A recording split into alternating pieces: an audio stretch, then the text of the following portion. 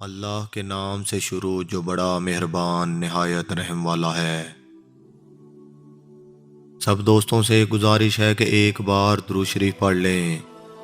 حضرت ابو ہریرہ رضی اللہ تعالیٰ عنہ سے روایت ہے کہ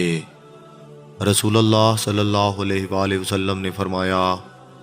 جس نے مجھ پر ایک بار درود بھیجا اللہ تعالیٰ اس پر 10 بار رحمت نازل فرمائے گا۔ صحیح مسلم۔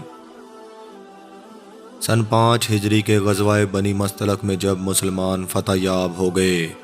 اور حضور اکرم صلی اللہ علیہ وآلہ وسلم نے اس قبیلے کے سردار کی بیٹی حضرت جویریہ رضی اللہ تعالی عنہا سے نکاح فرما لیا تو صحابہ کرام نے تمام اسیران جنگ کو یہ کہہ کر رہا کر دیا کہ جس خاندان میں رسول اللہ صلی اللہ علیہ وآلہ وسلم نے شادی کر لی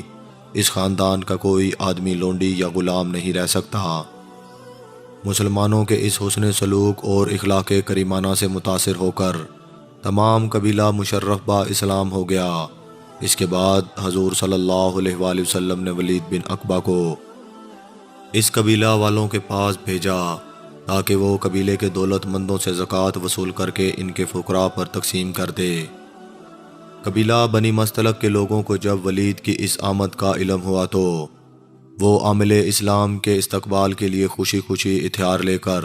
بستی سے باہر میدان میں نکلے۔ زمانہ جاہلیت میں اس قبیلہ اور ولید میں کچھ نچاکی رہ چکی تھی، اس لیے پرانی عداوت کی بنا پر استقبال کے اس اہتمام کو ولید نے دوسری نظر سے دیکھا اور سمجھا۔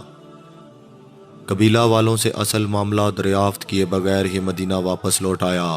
اور دربار نبوی میں حاضر ہو کر عرض کیا کہ قبیلہ بنی مستلق کے لوگ تو مرتد ہو گئے اور انہوں نے زکوٰۃ دینے سے انکار کر دیا۔ اس خبر سے حضور صلی اللہ علیہ وآلہ وسلم رنجیدہ ہوئے اور مسلمان بے حد برا فروختہ ہو گئے، بلکہ مقابلے کے لیے جہاد کی تیاریاں شروع ہو گئیں۔ ادھر بنی مستلق کو ولید کے اس عجیب طرز عمل پر بڑی حیرت ہوئی، اور جب ان کو معلوم ہوا کہ ولید نے دربار نبوت میں غلط بیانی اور تہمت ترازی کر دی ہے تو ان لوگوں نے معزز اور باوقار وفد دربار نبوت میں بھیجا جس نے بنی مستلق کی طرف سے صفائی پیش کی۔ ایک جانب اپنے عامل ولید کا بیان اور دوسری جانب بنی مستلق کے وفد کا بیان، دونوں کی باتیں سن کر حضور علیہ الصلوۃ والسلام نے خاموشی اختیار فرما لی اور وحی الہی کا انتظار فرمانے لگے۔ آخر وحی الہی اتر پڑی اور سورہ حجرات کی آیات نازل ہو کر نہ صرف معاملہ کی حقیقت ہی واضح کر دی بلکہ اس خصوص میں ایک مستقل قانون اور معیار تحقیق بھی عطا کر دیا۔ وہ آیات یہ ہیں۔ ترجمہ: اے ایمان والو، اگر کوئی فاسق تمہارے پاس کوئی خبر لائے تو تحقیق کر لیا کرو، ایسا نہ ہو کہ کہیں کسی قوم کو بے جانے ہوئے ایذا نہ دے بیٹھو، پھر اپنے کیے پر پچھتانے لگو اور جان لو کہ اللہ کا رسول تم میں موجود ہے۔ اگر وہ تمہاری بات اکثر معاملات میں مان لیا کریں تو ضرور تم مشقت میں پڑ جاؤ گے،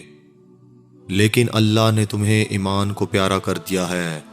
اور اس کو تمہارے دلوں میں مزین کر دیا ہے،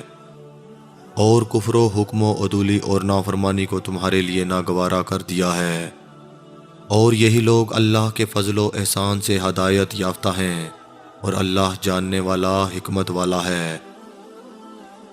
خبروں کے بیان کرنے میں عام طور پر لوگوں کا یہی مزاج اور طریقہ بن چکا ہے کہ جو خبر بھی ان کے کانوں تک پہنچے اس کو بے تکلیف بیان کر دیا کرتے ہیں اور حقیقت کو تفتیش اور جستجو بالکل نہیں کرتے، خواہ اس خبر سے کسی بے گناہ پر افتراء کیا جاتا ہو یا کسی کا نقصان پہنچتا ہو۔ اسلام نے اس طریقہ کار کو بالکل غلط قرار دیا ہے، بلکہ قرآن نے اسلامی آداب کا یہ قانون بنایا ہے کہ ہر خبر کو سن کر پہلے اس کی تحقیق کر لینی چاہیے۔ معزز عزیز دوستو، میں امید کرتا ہوں یہ ویڈیو آپ دوستوں کو پسند آئی ہوگی۔ ویڈیو پسند آ جائے تو لائک اور شیئر ضرور کر دیجیے گا